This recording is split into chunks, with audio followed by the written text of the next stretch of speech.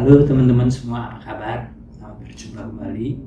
Dan pada kesempatan kali ini saya akan membahas tentang keriting digital yang kita juga kenal sebagai permanent glow. Bagaimana cara aplikasi yang benar dan apa bedanya dengan keriting dingin ya. Nah, untuk permanent glow itu kita memakai obat smoothing ya, yang sama dengan cara kita smoothing. Jadi kalau smoothing itu bedanya cuma satu pakai catrok, satu pakai roll panas. Itu aja, cara sistem dari pengobatannya sama, yaitu dikasih obat, terus dibilas, keringin, dicatrok atau di roll.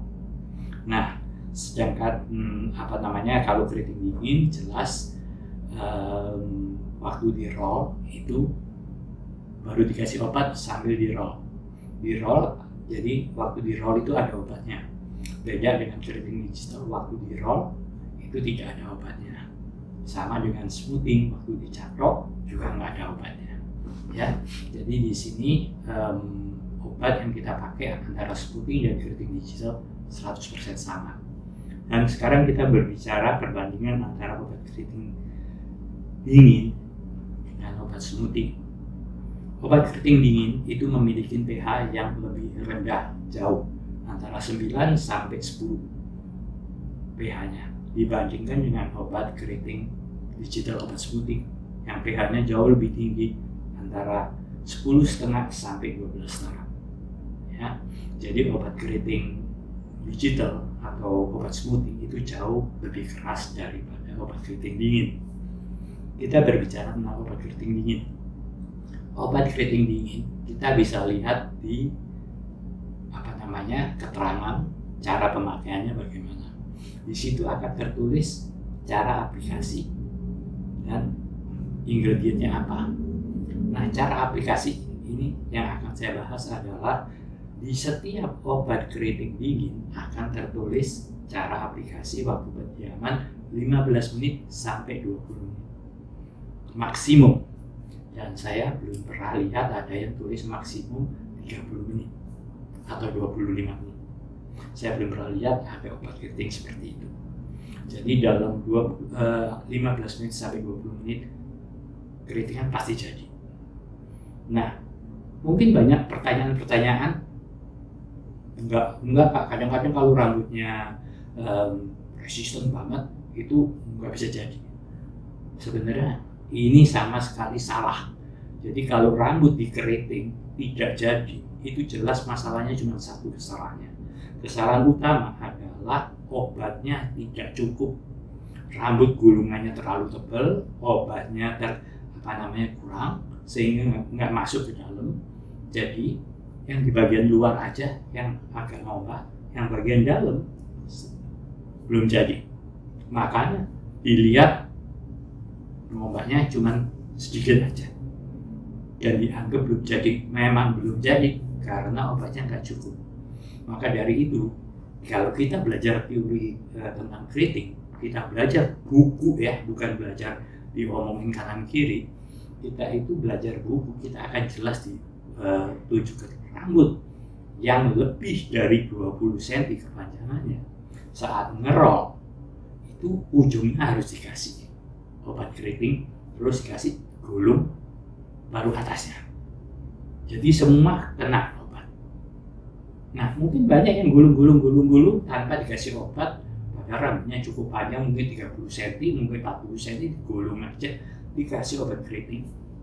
Ya jelas dia nggak akan tembus. Apalagi kalau cara keritingnya cukup rapat ya, bagus, rapat. Jelas rambut obat keriting itu nggak bisa tembus ke dalam.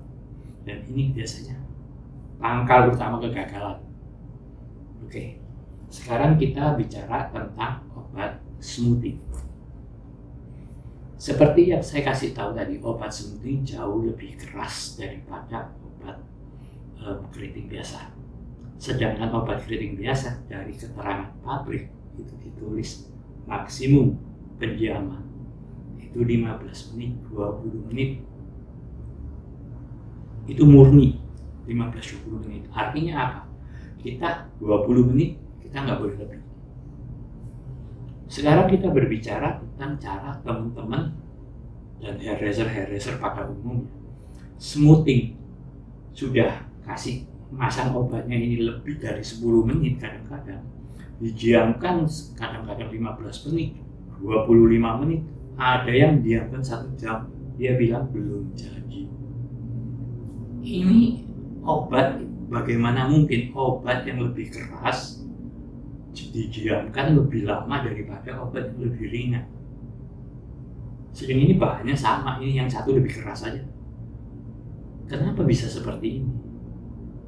Permasalahannya kembali tadi, satu, obatnya nggak ada, obatnya kurang. Lah kok bisa kurang? Karena cara kerja yang salah. Saya nggak tahu itu belajar dari mana cara kerja seperti itu ya. Kita kasih ini rata-rata hairdresser Indonesia seperti itu cara kerjanya. Kita kasih obat smoothing, kita gosok terus nih. Kita gosok sampai obatnya habis. Oke. Kita lewat sebentar aja, kita loncat ke teknik color. Kita kalau color, kita kuas color.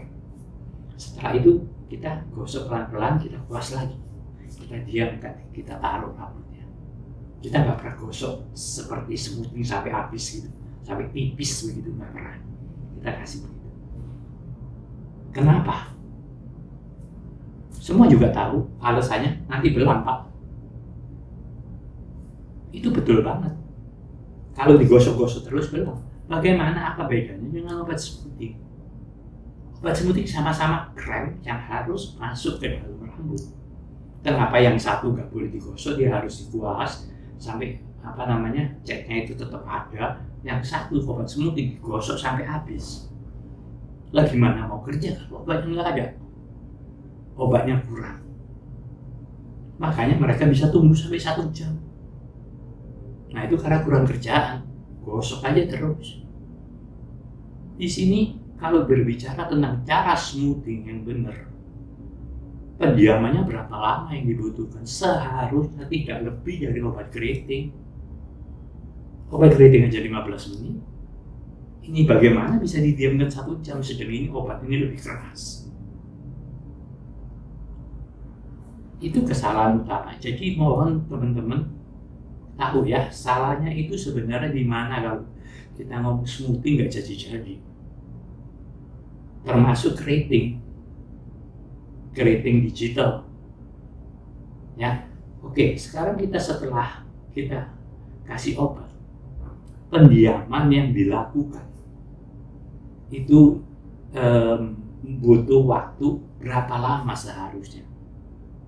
Kalau saya yang mengerjakan, dan ini saya sudah buktikan dengan alat, dengan mesin tes. Setiap kita selesai obat, kalau obatnya cukup, kita hanya butuh maksimum 3 menit. Maksimum kalau kita untuk smoothing rambut tribu, kita butuh cuma 5 menit. 5 menit saja untuk bikin rambut smooth dan siap untuk dicabut. 5 menit maksimum, 3 menit cukup untuk ngeriting rambut dan jadi permanen. Kita nggak butuh nunggu waktu sampai sedemikian lama. Kenapa? Karena kita memakai obat smoothing. Smoothing itu apa artinya? Smooth untuk membuat lembut, membuat lemah, lemes. Nah, kita ambil contoh. Semua hairdresser lakukan. Setelah kita kasih obat smoothing, kita tes di tangan. Biasanya ditunggu. Kalau dia mental, dianggap belum jadi. Jadi ditunggu sampai lumlai, sampai nggak balik. Ini baru dianggap oke. Nah, kalau dia sudah lumlai, nempel di sini, ini artinya sudah bukan smooth, tapi sudah putus. Apa yang putus? Yang putus yaitu tadi ikatan silangnya, rangkaian keratin dalam rambut dia putus. Bukan smooth lagi. Sedang yang kita butuhkan untuk rambut itu tetap sehat, ikatan keratin dalam rambut, rangkaian keratin dalam rambut ini tidak boleh putus. Dia harusnya cuma lemes. Kita taruh atau kita roll, baru kita netral, dia kaku lagi balik. tapi dalam posisi yang berbeda, tapi tetap nyambung, bukan putus. Jadi kalau saya ngetes, saya tes begini. Kalau baru tanpa obat dia akan mental cepat balik, tapi kalau kita pakai obat kita cukup tes harus tetap mental, tapi lebih pelan. Nah, kalau saya sudah mentalnya agak pelan banget, berarti ini buat saya sudah cukup gawat. Saya akan langsung bilas. Saya tidak akan tunggu dia nempel. Nah, sekarang di sini, kalau kita ngomong kita mau hasil yang baik, kita ini bukan memutuskan rangkai keratin. Memutuskan rangkai keratin sama dengan merusak rambut. Kenapa? Karena rangkai keratin ini adalah sambungan-sambungan untuk menyampaikan nutrisi dari akar rambut ke ujung rambut. Nah, kalau ini putus, otomatis kita kerja smoothing maupun keriting, itu lama-lama akan mengering itu rambut lama-lama. Dan khususnya untuk keriting, kalau smoothing gampang ya lurus aja karena memang putus ya, mau apa lagi. Tapi kalau untuk keriting, dia tidak pegangan, dia akan gampang lurus. Jadi kalau kita over proses di aplikasi obat, pasti akan gampang melos. Nah, kalau kita ngomong aplikasi, rambutnya lurus bagus kok Pak. Bagus. Saya lihat nih di semua medsos, setelah dicatok, digoyang-goyang pakai sistem, ya iyalah lurus. Kalau mau nunjukin rambut itu rusak, enggak cuci.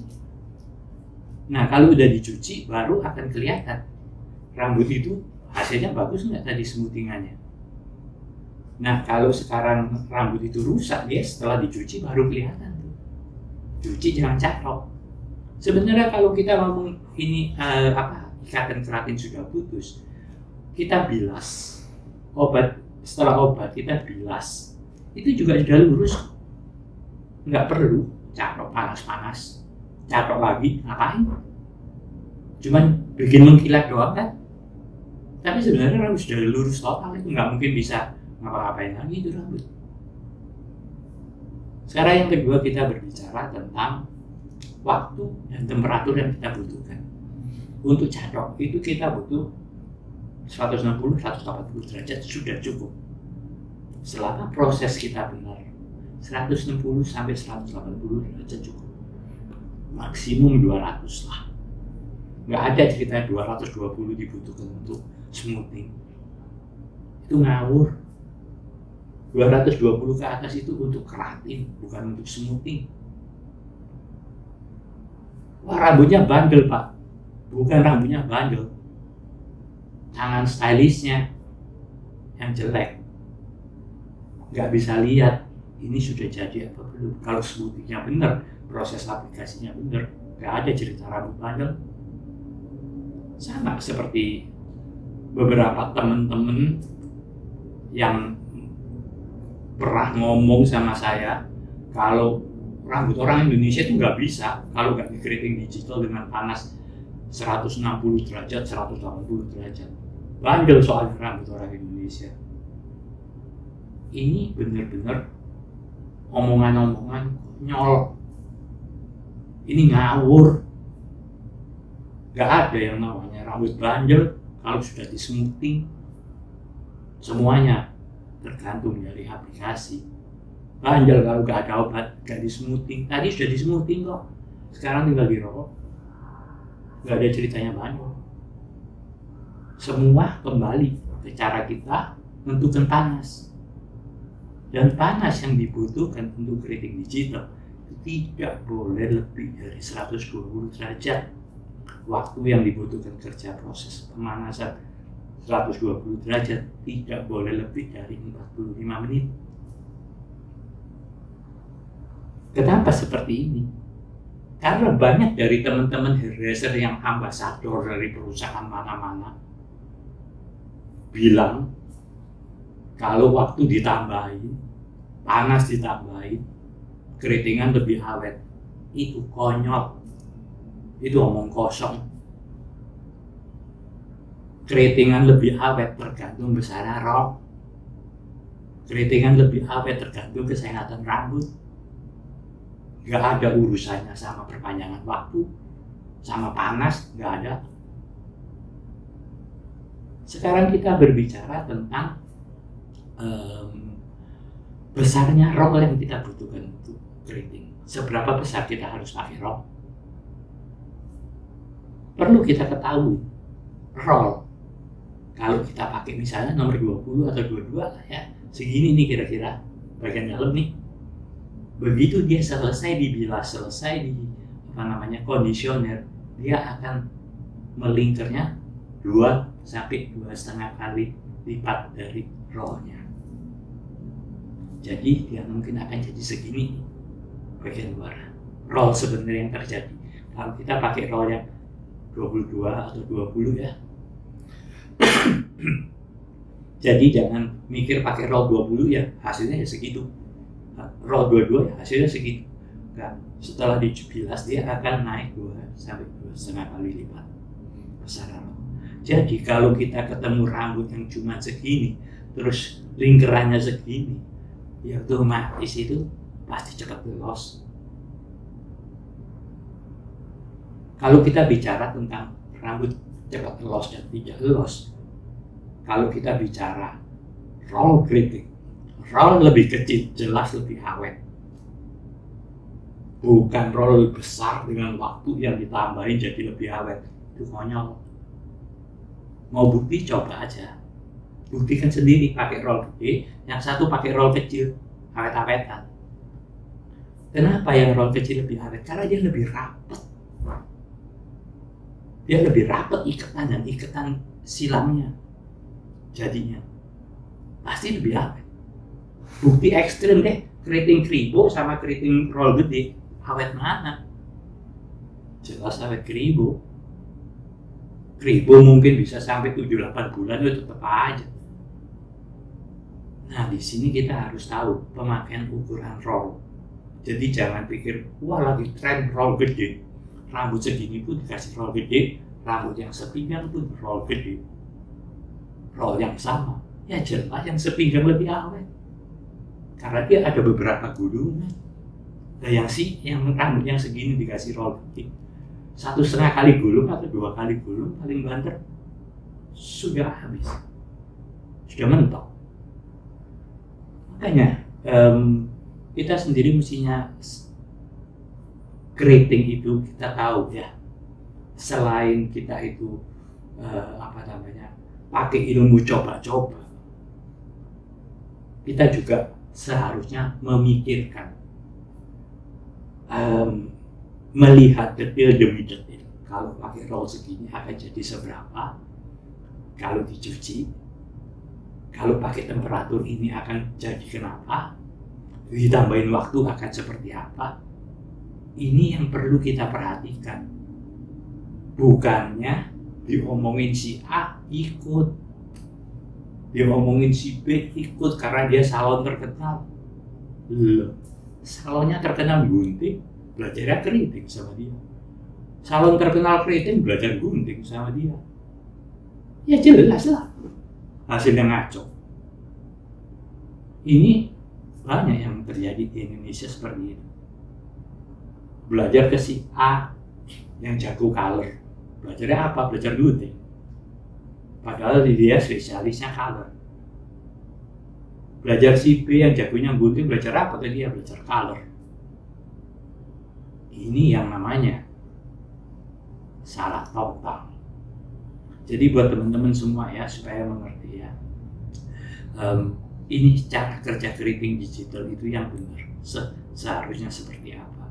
Jadi semuanya itu ada teorinya, jelas ada teori panas berapa, roll harus nomor berapa perbedaan antara rambut.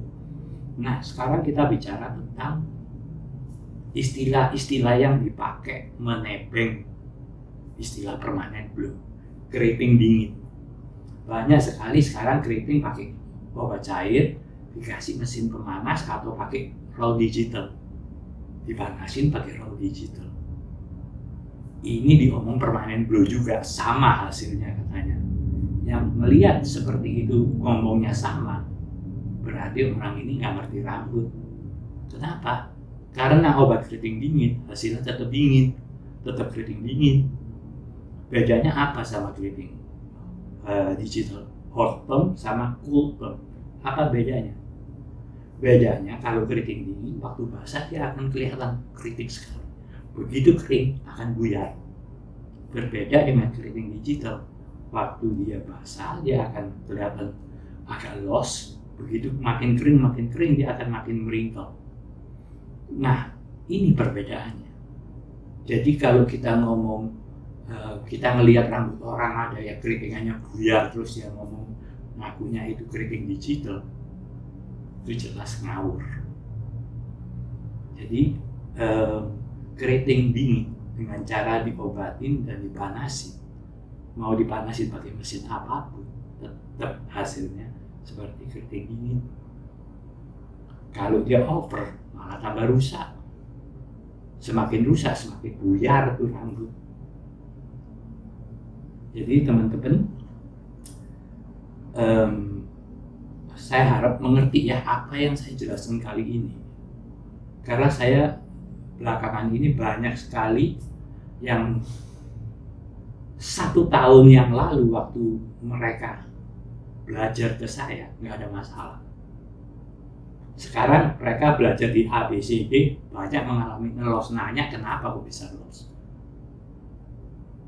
Ya, jadi supaya teman-teman semua lebih mengerti ya, lebih paham tentang digital perm itu apa, permanent perm itu apa. Oke, sampai di sini dulu perjumpaan kita sambung nanti di lain kesempatan. Terima kasih.